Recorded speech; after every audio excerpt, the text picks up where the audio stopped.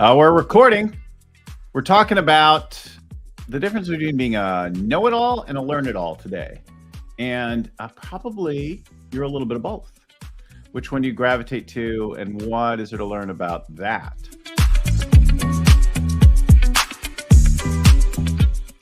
Hi, everybody. My name is Bill Gallagher, and I am often a know-it-all.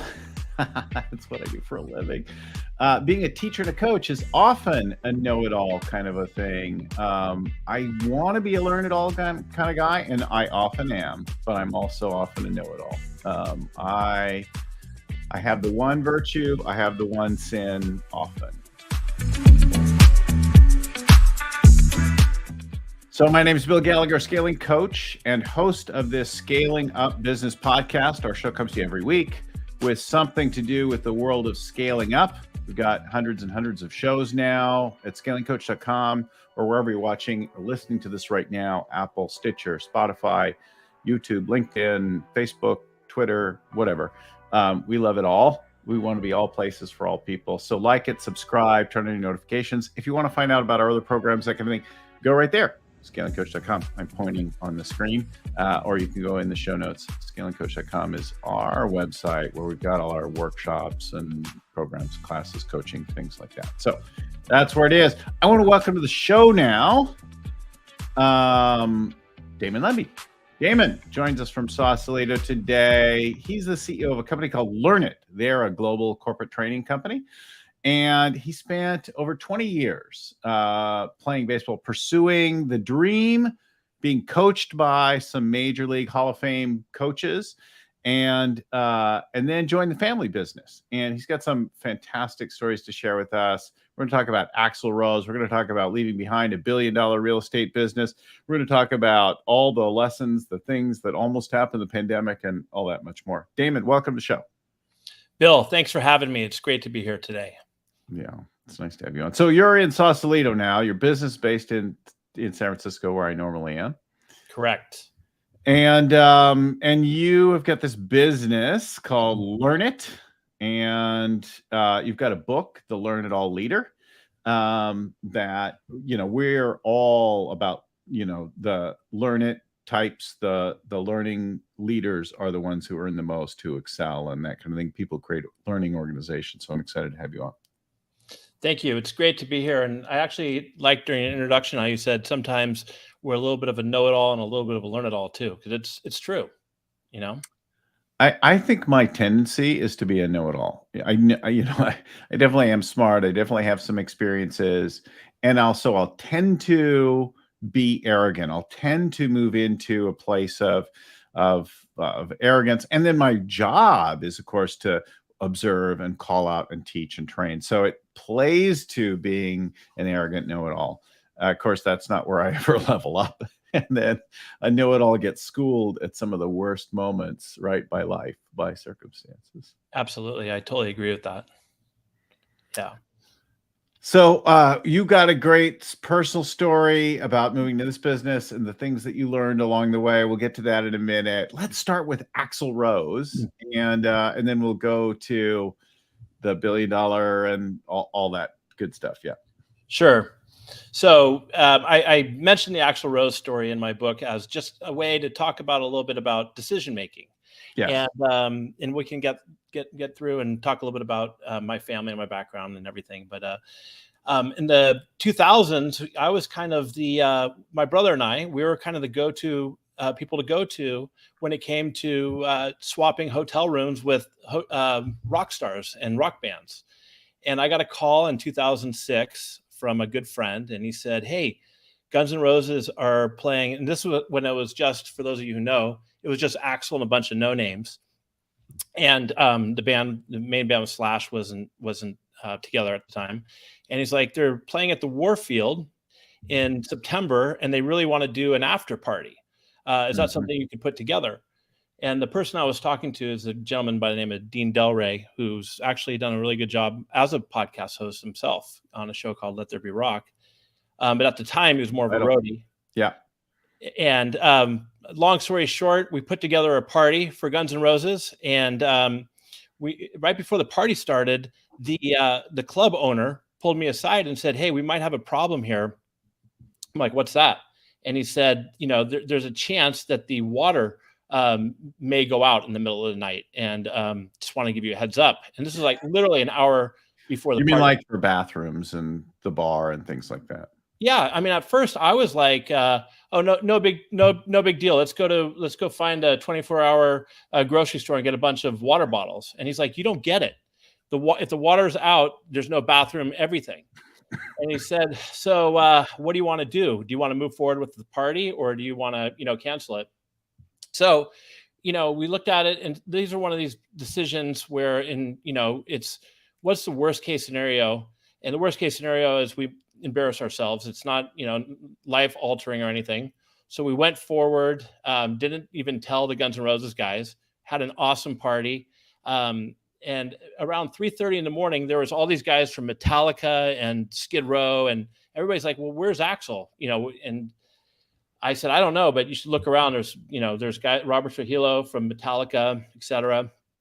And then like 4:00 in the morning, Axl came in, and he walked over to the VIP area, sat down, had a drink, got in an argument with his wife, or excuse me, girlfriend, stubbed out a cigar and walked out and left. So, but the good news is that never had a problem with the water, and the water stayed on. And I don't know how many people can possibly say that they had a party for Guns N' Roses. So that's my Guns N' Roses story for you. That's funny. They show up a brush with fame and rock star. My daughter texted us once, or was it on the phone? I don't know. She's like, "Oh, I'm going to a party with Beyonce tonight." I'm like, "Oh, that's awesome. God, you live a great life." And then the next day we're like, "So how was the Beyonce thing? Did you meet her? Like, was it cool?" "Yeah, it wasn't really that. It was something else. Like, it was this whole thing." And I'm like, "It was a bait and switch. Beyonce bait and switch." Yeah. Well, sometimes you have, like you had, like it was for them. They just sort of don't show up. And could you hear the phone ring? That's not me. On my end, the phone started ringing. That's your end. Yeah. My phone was ringing.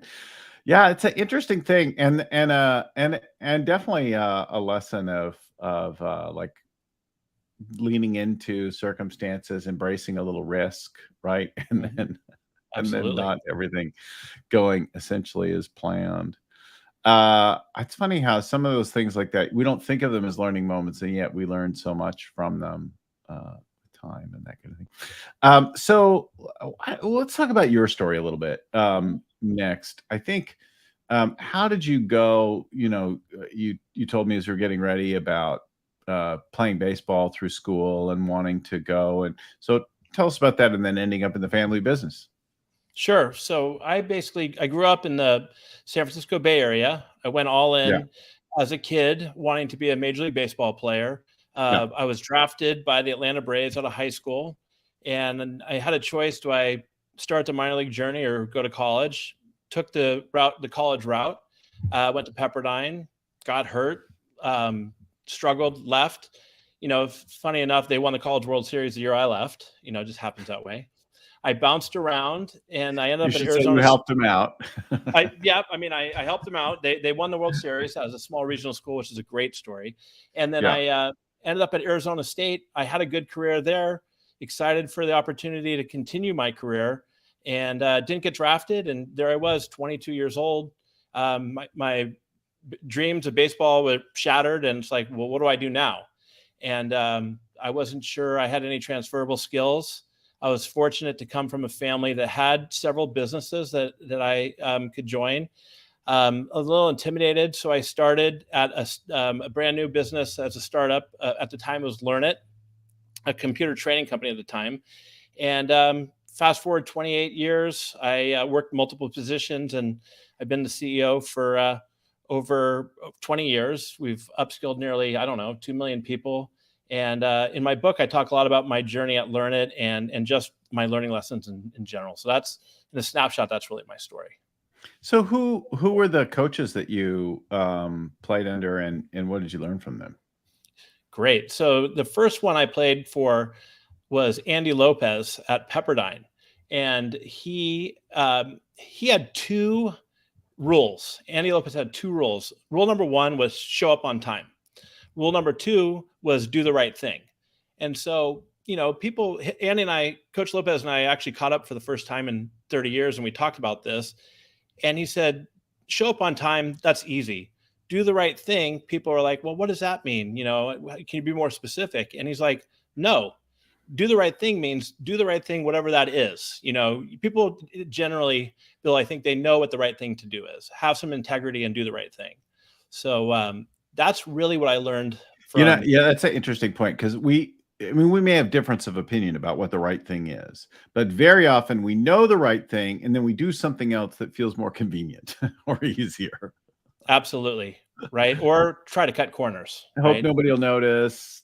Yeah. Hope it'll turn out. Yeah. Or maybe don't prepare the way you should and go from there. Right. And then, before I got to Arizona State, I played for a gentleman at a junior college named John Nochi at College of San Mateo. And he really taught me a lot about just drive and competitiveness. I mean, he was the head coach for the Italian Olympic team, but just a very intense gentleman who I was a great coach, great learning experience. It's interesting. So along the way, you're accumulating these experiences. Your family starts a Learnit business. Who's your dad? Yeah. And before I get to that, I finished up at Arizona State with a legendary coach by the name of Jim Brock. And I actually played for him.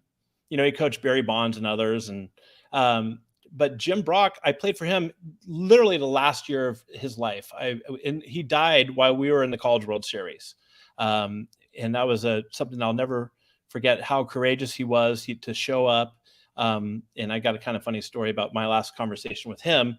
But it was just an incredible learning opportunity playing for all 3 of those gentlemen. It's interesting that we go through life and then suddenly we pass, right? And you just never know in that time. Sometimes you have a lot of warning, like there's some lead in and some degradation, probably more often. I don't know the stats, and then every now and then it's kind of a little bit more sudden, but one way or another. And then I like how you spend that last time, the last year, the last week, the last day. Yeah, he was going through final stages of liver cancer, so it was inevitable. But he chose to spend it with his family, was with him and his team, and it was pretty surreal. That's awesome. I mean, not awesome for the family and the grieving and the loss and the suffering, but awesome for people to be together through a challenging experience. It's Definitely. funny how sometimes I'll answer, "Oh, that's awesome." Yeah. No, that's not what I meant. No, it's not awesome you died, but it was awesome. We got to spend with his family. Yeah, it's awesome that people could be together in a difficult time. So why this business? How did the family get into this business? Why did you join this business in particular? So after my accident, pretty much. I mean, never in my wildest dreams did I imagine I would be in this business. And so after my career ended, I was kind of like, well, what do I do now? I didn't know if I had the skills to do anything. I mean, I figured that business was in my blood with my family. Yeah. We had a really large real estate company, and I was, quite honestly intimidated. So instead, I started off at this new business just opened up and started off as a receptionist. And how the business came about was, my dad just wanted to learn how to digitize his portfolio. Went took a class on Excel. I remember this is back in 1995 or 93. And he thought the class was boring and slow. And like a lot of great entrepreneurs, he just said, hey, there's got to be a better way to do this. And in a nutshell, that's where Learnit came from. And that's where I started. Yeah, it's right. So he saw a problem. He's like, other people must have this problem. I'm going to solve this problem for everyone. And that's a business, right? That's actually one of the more useful ways to start a business, other than there's this thing I could do. What business could I build around me? Yeah, absolutely. Found a way to solve it himself. Yeah. And so was it immediately then a learning training kind of company? Yeah. So we started off doing mostly Microsoft Office classes and back in the Windows 95 days. And then we've morphed into a leadership company and focused more on people skills over the last, 10, 15 years. Interesting. So, and your book now, tell us about the book. What's the point of the book, the message, the Learn It All leader? So my book, Learn It All Leader, Mindset, Traits, and Tools, it's really, it's my personal spin on, I think, leadership and what I've learned going through, playing for some great coaches and through my family. And a lot of it, the book is broken down into, the first part is being, and it talks about the key traits of being a great leader, like humility and curiosity and courage and resilience. And then the second half of the book is just how to implement those with some practical tools. And then I throw in there some stories, like where we kicked it off with the Guns N' Roses story a little bit. It's kind of a way to, it's pretty easily digestible book with hopefully try to make it fun and interesting. So, so you're now doing less computer training and more general business and leadership training. Yes, I would say it's about 80, 85, 15. We're working with companies when they are looking, to upskill first-time managers, or maybe they're having challenges with communication, or maybe they just want to build or need to build a learning culture. So we kind of help them with that. Probably similar to a little bit to what you do with your scale up practice. Yeah. So obviously the scaling up training is about company business growth, right? And all the things that go into business growth. But then along the way, we do a great deal of leadership development, specific leadership skills required to grow your company so that you don't get left behind, or that you don't be the lid on the growth of the company by the way that you lead. So that's a big part of our training and adjunct. In fact, I've got a book coming out on it myself. You do? Essential leadership skills. Yeah. Great. We'll save some of that stuff. I've been starting to talk about some of the topics and things within that, the stories and lessons in our short shows every week. So how did you finally decide to come out, write a book yourself? So I've been working on my book for about 5 years. And then, and what's made it like more urgent is really thinking about where I want to be, 5 years from now.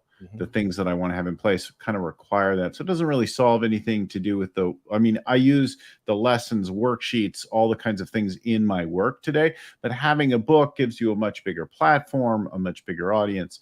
And so getting that done felt pretty essential for the next stage of my career, like having that book that is the summation of the work that I've done over the last 18 years. I think that's great. And I can't tell you, Bill, how many people have come to me since my book's come out and they've said, I've always wanted to write a book. Yes. And if I don't know if it's a compliment or not, but it's typically like, and if you can do it, I can do it too. That is not a compliment. Yeah, but it is. I mean, in a way, it is. You can do it. As far as, busy with a lot of, I got 2 little ones. I got a 5-year-old and a 2-year-old. I mean, you got to find time to get all this done. But it was a kind of a rough, I wouldn't say rough, a frustrating process, but it's rewarding once it's done. And my kids were very, very young. I had an idea for another book on a more of a technology lifestyle book. And I pitched it. I wrote a proposal. I pitched it. I got an agent. I pitched it. I sold it. We got an advance. And then I decided it wasn't enough and that I was making more money doing work in tech than writing and talking about tech.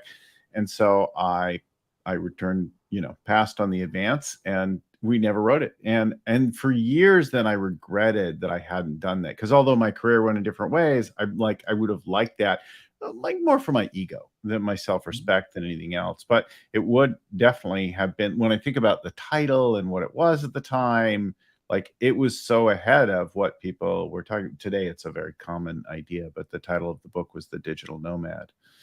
And it was a time long before people would travel and work sort of remotely from all points of the world. And I would do that on a pretty regular basis back then. So, yeah, well, get this one to the finish line. So get this one done. Yeah, actually, we're a long way to getting this one done. This thing we're struggling with right now is actually the title, which is a subject for another thing. Like getting a really great title is a challenge. Well, you could ping me. I have somebody who's fantastic at that. Yeah, awesome. yeah, we could talk about that offline, but I have somebody who basically does that for a living, who's fantastic. Oh, interesting. Well, there are some interesting books out there that have really got their home run on the back of a really breakthrough title and title testing and things like that. So it can make a difference in taking a solid book and making it get the kind of attention. Let's go back to your stories, your family in particular. What did you learn from this? So does the family still have this $1 billion real estate business, or how'd that go? What'd you learn from that experience? No. So what you're referring to is in the over the years, mostly from 2000, I would say 2004 to 2010, we were one of the largest. My family was one of the largest real estate companies in San Francisco, and through That's that, saying something. yes. And I thought about that story coming on here about scaling up and growth. And I learned a great deal from that. I never worked there day to day, but I was, kind of on the sidelines and watching my grandfather, Frank Lembi, who's a first generation American, starting from nothing, a World War II vet. And he got it to a certain level. And then, my father, Walt Lembi, kind of came in and really helped them come through hyper growth in 2000, I would say, starting in 2003. And it's one of those situations where, and then it all kind of went away in the last the Great Recession, and it's something I was just reflecting back on. My dad a lot of real estate went belly up in that time, and it's kind of happening now again. Yes, I mean it's kind of, and that's why it's kind of top of mind now, and so we live that, and it was a crazy wild ride. And it was also, my dad died of cancer right in the middle of that too, and so but yeah, I mean, there's certain things I learned that I'd be happy to share as far as what I think they did great, and kind of reminded me again in certain areas where they were learn-it-alls and certain ways where they were know-it-alls, and what people can learn and what I've definitely learned from them. It's interesting. If you're busy being a know-it-all, life will kind of hit you upside the head with lessons on a pretty regular basis. Yeah. And then you may not accept them. You may not let them in. You may keep being the know-it-all about things, but that usually leads to some suffering. Totally. I agree. Yeah. When you think about your personal history and your family businesses, and where do you net that out to? What is your life takeaway, and how does that show up in the book? I think my life takeaway is, first of all, I think it's great to be authentic, be yourself. And doesn't matter if it's $1 billion business or whoever you are, you should just treat people, everybody the same. And then life always doesn't always turn out the way you want it to be, and then when you have to make a pivot and do something different, whether it's baseball or business changes, then work within the constraints that you have and make the best of it. Stay positive, surround yourself with great people, which I've done my entire career at Learnit. People who are better and smarter than me. There's no doubt about that. Some phenomenal people. And in a nutshell, that's kind of what I've learned from my family business and in my journey. Well, when I hear your stories, I definitely hear some humility, like getting some, whether it be health, losing people, having breakdowns, having businesses fail. I hear the humility coming through, and then also kind of going hand in hand with that, the courage to face those things and to keep moving ahead and keep working on things. Where do you pick up curiosity, and where do you notice that, and what does that mean for you? Or do you have a particular story around curiosity that you like? Well, I think curiosity is kind of the theme or the stream that goes through everything, for great leaders, is being curious and being open to the idea that, things can be done differently or better. That's kind of where my thoughts are around curiosity, which, it's sometimes it's difficult to, you want to, sometimes shut down and feel like you do have all the answers. But if you're able to be open and learn from others, and I think that you could really benefit from that. That annoying kid that in class would just like instantly raise their hand up all the time. Oh, I know. Call me. Drive me nuts. Yeah. I've often been that kid. Yeah, I was never that kid. I would just kind of sit in the back and look at the clock and see when are we going to get out of here? Yes, well, sometimes I'm that too. But if I'm at all engaged, I'm often, I want to participate. I have something to say, right? And so I might be curious in some realms, but in other realms, I'm just want to get in there and mix it up, which is, not true in every realm. And I think each of us has a place where we're like, oh, and that's happening. So one of the things is I did almost no team sports as a kid. I'm a pretty active, outdoorsy person, but almost no team sports. And so when I'd see stuff like that going, I'm like, yeah, that's not for me, right? Some philosophical discussion or conceptual thing, I'm all in on that, right? A little bit more on that, on the brain side, or some self-pursuit like that. Like, I think that each of us has places where we're more curious, places where we just act unconsciously without thinking about it, where we're stubborn about that. That I was thinking about reflecting back on this as well. It's like, let's take my dad for an example. Yeah. He was very curious, and he came up. I mean, we had everything from a Chinese restaurant to a shopping center. He always had all these ideas and curious about businesses and doing things.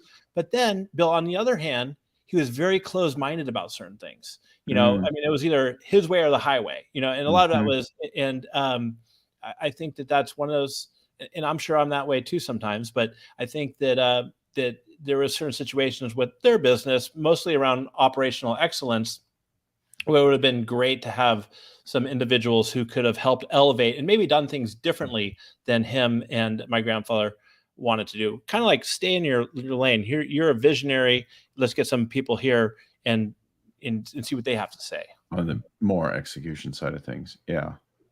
Yeah, it's interesting. I think that's a whole. So what do you notice about you? Where are you tending to be the know-it-all, and where are you tending to be more open and curious? I think I tend to be the know-it-all more when it comes to sales around our, in that aspect of our business, as far as what I think is the best approach to doing things. But where I feel like I'm much more open is, especially these days, is how do we get our business to the next level overall? How do we go from where we're at to the next level? And I try to surround myself with others who have done that before and really listen, and not be formulating another response to them, but really listening to what they have to say and taking their advice and implementing it when you can. So I think that's where I fall in between the know-it-all and learn-it-all. Yeah, that seems kind of obvious. Well, let's talk about how you navigated the pandemic then, and what you did with your sales organization, and tell us all about that. Well, I think we all went through a pandemic a couple of years ago. Yes. I mean, it was what I'm referring to in my book. I call it possibility spotting. And that is where, the old adage or phrase, making lemonade out of lemons. And, we're out there, everybody's struggling. It's a horrible time. And you really have two options. You can freeze and do nothing, or you can take during this terrible time, you can see if there's any opportunity to evolve or get ahead. And that's kind of really the approach I try to take with it. Risk taking is, we said, hey, there's a lot of businesses, especially in the beginning of this, that are struggling. And so that must mean there's some great sales talent.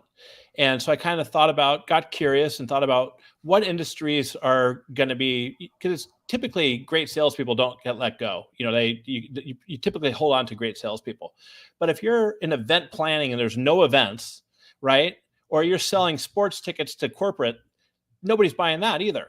So we kind of went in, and I got a recruiter and sent out a couple hundred LinkedIn messages myself, and we ended up doubling our sales team. So, which has kind of been a game changer for us, because now we're able to, sell more throughout the country and, scale ourselves a different way. So that's, it's basically possibility spotting. I refer to as during a really challenging, difficult time, making the best of it. And sometimes even coming away stronger.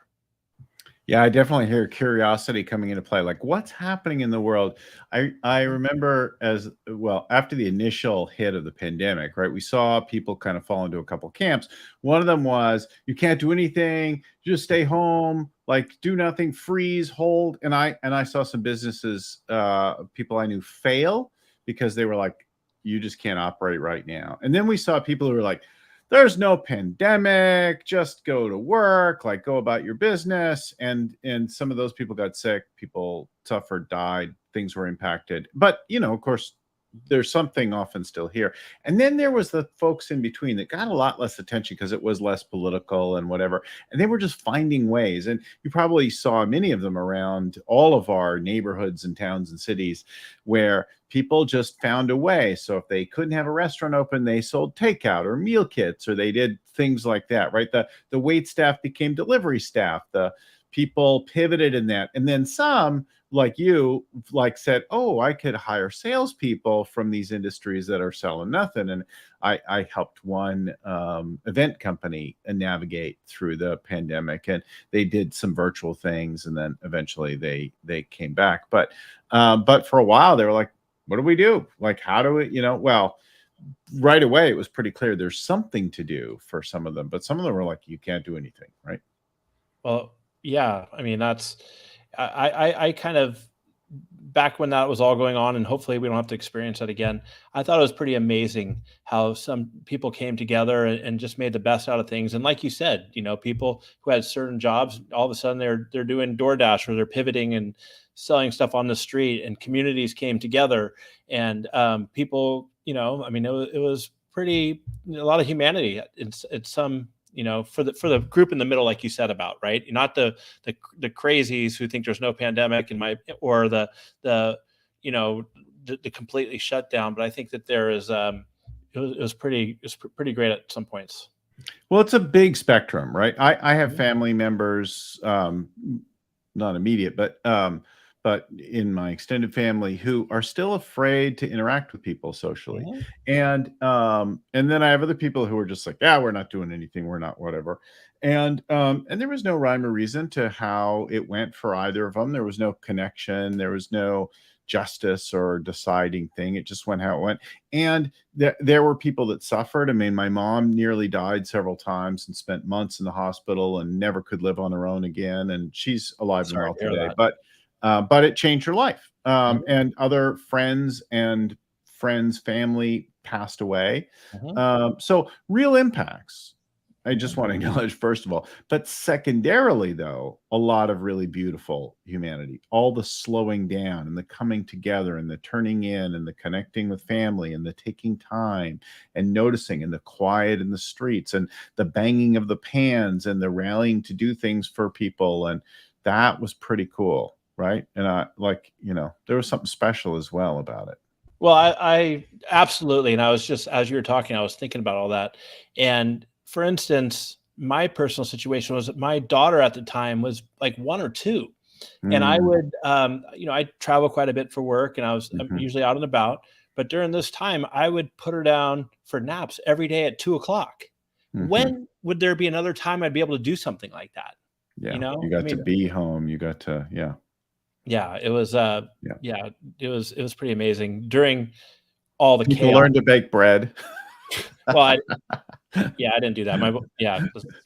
But people learned to do a lot made masks. But in our world, there is a tool that we use when there's anything big like that. We use it about once a year with teams and annual planning. We use it anytime your business or your industry changes, and we use it across larger things. I used it in 2008, 2009 to rocket our business out of near success, our other business.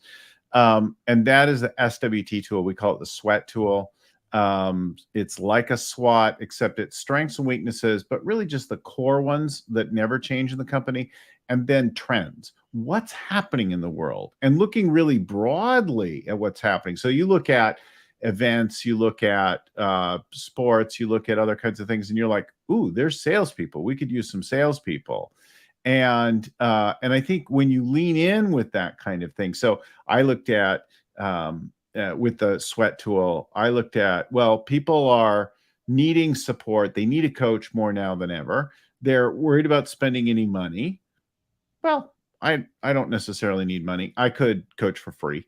So I did. I was busy around the clock for a while. And then many of those people were successful and that became a business. I also developed a lot of online tools. I focused on getting better on camera because that was one of my long-term goals, was to get good on camera, right?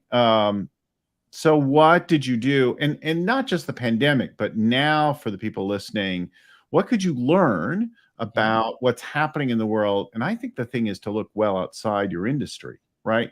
Not just at what's happening in your particular industry, sector, region, whatever, but look broadly. What's going on in the world and see if you can spot something. I honestly cannot agree with you more. I always recommend looking outside of your industry, looking adjacently, looking, for us, looking at maybe what is Peloton doing that around their subscriptions. Yes. How can you do that? I really don't I don't go in and focus on what are our competitors doing, what are they doing, right. Right. Kind of look. I love that you said look broadly and again get curious and don't reinvent the wheel. What's that book called? Steal Like an Artist. Steal Like an Artist. Add pieces that can help your business. Get creative and think outside the box. So I'm with you 100% on that. Well, it's a great conversation, and we're touching on a lot of things about the importance of learning and being open, and the humility it takes to be curious and to stay courageous in the face of things. The website is Learnit, right? Learnit.com. The book is The Learn It All Leader. The Learn It All Leader. So being that kind of a leader and I think it takes some will, as we're learning, to consciously choose to be a learning leader and set aside your know-it-all-ness that we all have some amount of. It's a great conversation, Damon. Thanks for being on the show with us. Reminder to our listeners, viewers, scalingcoach.com is our website, and that's got our summits, our boot camps, our workshops, our coaching programs, all that kind of stuff about business growth.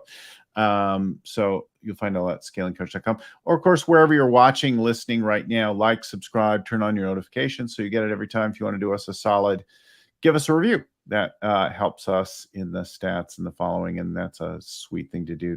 You can give us a honest review. If you're like, oh, I like this, but Bill talks too much about that, that's fine.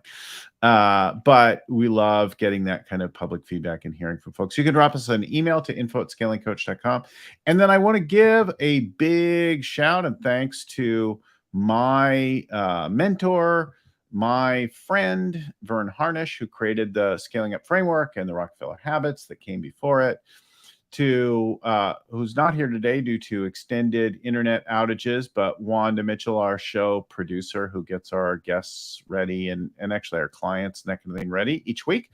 So Wanda Mitchell, thanks. And then to the folks at Podfly Productions who get our show ready, edited, and out the door each week. Thank you, Podfly, for keeping us alive and getting things going. And to everyone for watching, for listening, thanks. We'll talk to you again next time. Keep scaling up. Until then, bye-bye.